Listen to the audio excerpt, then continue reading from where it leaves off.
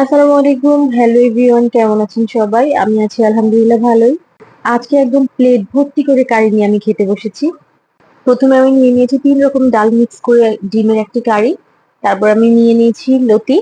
তারপর নিয়েছি চিচিঙ্গা ভাজি আর লাস্টলি নিয়েছি আমার সেকেন্ড মায়ের হাতের একদম খুব মজা করে রান্না ইলিশ মাছ। মাছের মাথাটি নিয়েছি আমি।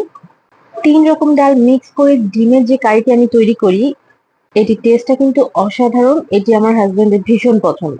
খুব জলদি আমার পেজে ভিডিও আপলোড হবে। তারপর আমি নিয়ে নিয়েছি মাছের তেল দিয়ে লতি। মাছের তেল দিয়ে লতি কার কার বাসায় রান্না হয়? এই রান্নাটি অসাধারণ হয়েছে। এটি আমার ভাবির হাতের রান্না। ওর হাতের রান্না বরাবরই মজা। এরপর আমি নিয়ে নিয়েছি চিচিঙ্গা ভাজি দিয়ে একটু ভাত। সেটার সাথে চিচিঙ্গা ভাজি একটি লোভনীয় রেসিপি আমার পেজে আছে, আপনারা দেখে নেবেন। খেতে কিন্তু ভীষণ মজা।